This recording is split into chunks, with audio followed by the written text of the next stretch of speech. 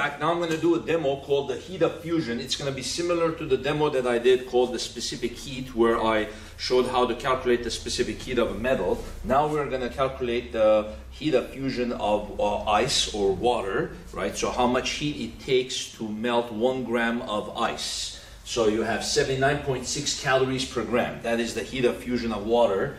It takes 79.6 calories of heat to melt 1 gram of ice. So we're going to do a demonstration, and this is an actual experiment that we do in class. So I'm going to set up the calorimeter again. The mass of the inner cup of the calorimeter, I've already measured, is 50.2 grams. Then I'm going to be showing you the rest of the stuff, okay? Okay, I have here some heated water, and I'm putting it on the double beam balance. So I'm going to measure how much water there is, and I'm also going to measure its initial temperature. So I heated it up to some temperature. So right now I have here the 200 gram balance, and then I'm going to adjust the balance down here.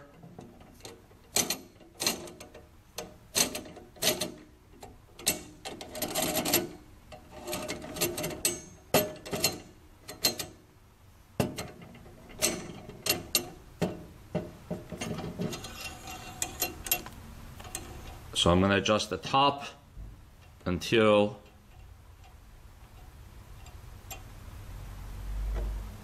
okay, so you can see here that this is 200 grams right here, and then 50 right here, 256.2 grams, 256.2. So I'm going to be recording this. This is the mass of the cup plus the water, 256.2. Now I put the cup inside the calorimeter, and I'm measuring its original temperature. This is 79.1 Celsius. So I'm going to record that the initial temperature of the cup and the water is 79.1. Then I'm going to take some ice cubes here. Then I'm going to place them inside. Okay, so put them quickly. Put the ice cubes quickly into the water. That's enough for now. And then close the lid.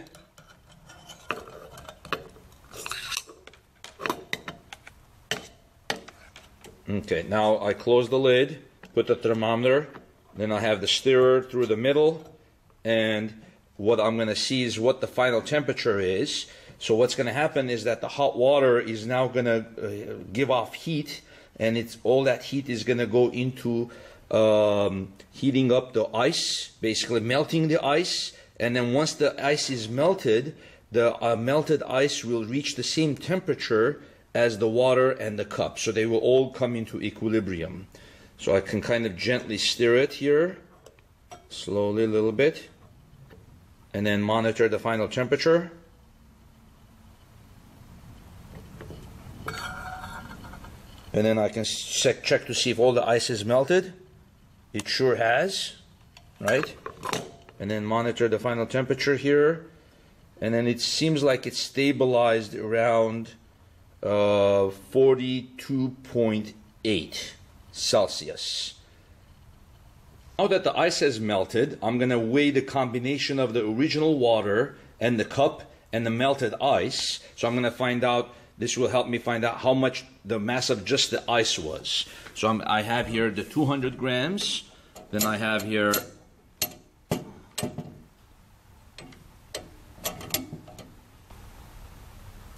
okay, so it has 200, and then this is 110, so that's 310. So that's 200, 310, 317, 317.7. 317.7 grams. So let's record that. 317.7. Let's take all of these measurements that we have and calculate the heat of fusion of the ice. One of the assumptions that I'm going to make is that the ice's original temperature was 0 Celsius. This might not be true because it might have been a little bit cooler than 0. The way to ensure this when you're running this, the experiment is to kind of let the ice sit at room temperature for a while until the ice is kind of on the verge of melting by itself. That way you know that its original temperature is 0 or close to 0. So I kind of did that already. I had the ice sitting at room temperature, and it was kind of already starting to melt a little bit. So that way you do know that its original temperature is close to 0. So what's going to happen is that the heat given off by the heat gained by the ice is going to equal to the heat lost by water, by the hot water, right? Let's first assume that the cup doesn't do much of the exchange of heat, the cup that the water is sitting on. Let's calculate what the heat of fusion of ice we get, and then we'll incorporate the cups losing heat, and let's see if we get a better result from there.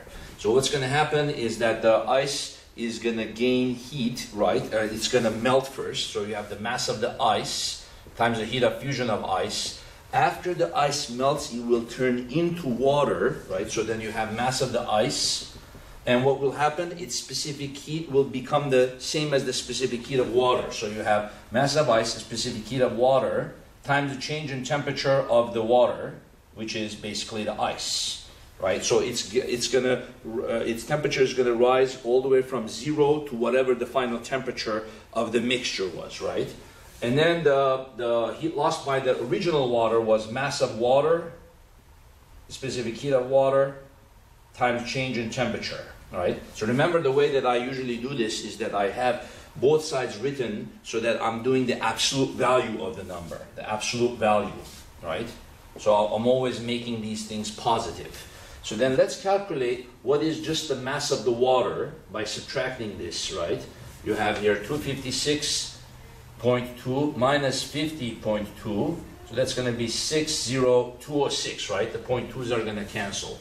So just the mass of the water is going to be 206 grams, okay? The original temperature of the water and the cup, 79.1, 42.8, we already know that. So then if I subtract this, minus 256.2, right? That will tell me just what is the mass of the ice. So I have here, grams is just how much ice I have. So let's put that all in, 61.5 ice. The heat of fusion of ice, we don't know. We're using this as an experimental way to calculate the heat of fusion of ice. Then I put here 61.5. The specific heat of water is 1 calorie per gram per Celsius, right? So you're just using the specific heat of water. The change in temperature of the water ice, right? So remember, it melts at 0, and after that its temperature rises until it finally reaches the equilibrium temperature. So the change in temperature is 42.8 minus 0, which is just 42.8. So you have here 42.8. Then you have the mass of the water, which is going to be the 206. The specific heat of the water, which is 1. And then the change in temperature is 79.1 minus 42.8. Because it lost its original temperature was 79.1. It lost that heat, so its final temperature became 42.8. And then you write it so that it's a positive number. So let's calculate this now per gram. Okay. That's actually a really good result. 79.6, 78.8. Very, very good result. I'm within a 0.8 calories per gram. So even without including the heat lost by the cup, this is giving me a very, very good error. So then my percent error is going to be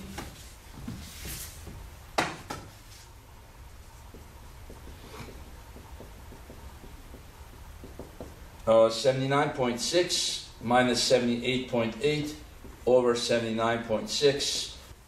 So very, very extremely good result, considering that my calorimeter is not a perfect thermos, so it's losing some heat, or it's allowing heat to come in, right? So it's a very good result. Now, what if we include the heat lost by the cup? Are we going to get even a better result? So what do I have to add to this now? Okay. So on top of the water losing heat, I have to add the mass of the cup times the specific heat of the cup times the change in temperature of the cup, right? So then I have to add to this, the mass of the cup is 50.2.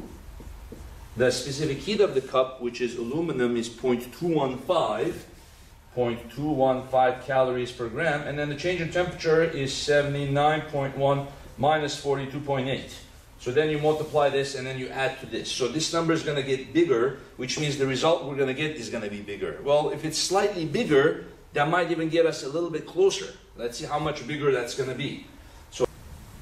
Now, to be honest, this is the correct way to do it, is to include the heat lost by the cup, because the cup was also hot and it exchanged heat to the ice and it helped the ice melt. So the correct result is this, which means our error is going to be slightly more, and then we will explain why our result is a little bit more than what the result should be. What I'm assuming that's happened here is that since the cup was hot and the water was hot, a lot of the heat given off by the cup and water went out to the atmosphere. So it made it look like the ice is actually harder to melt than it actually is, right? So the cup was here, and then the ice was here, right? And then this is the calorimeter. If some of the heat escapes, right, then it's going to make it harder to melt that ice. So it's going to make it look like the heat of fusion of ice is actually higher than it actually is, right? So in reality, the final temperature should have been, if no heat was lost, the final temperature should have been slightly more than 42.8, maybe 43.8, right? 43.8. And then this number would have been 43.8. So if you include the cup, and if the final temperature is slightly more than 42.8, maybe 43.8, then the number that you're going to get for LF is going to be a little bit smaller number, right? Because this is going to be smaller, and this is going to be smaller, and this is going to be bigger, but then when you take the bigger number and you go over there and you subtract it, the overall result is going to be smaller, this number. And then the final result, even including the cup, the 85.16, the final result is going to be closer to the 79.6, even when you include the cup, okay? So this is a good little demo showing how to calculate the heat of fusion of ice. And then you can use this to calculate the heat of fusion of other materials too. Just put it in this cup, put it in the calorimeter, and then combine them and use this as a way to calculate the heat of fusion of anything. Okay, thank you very much.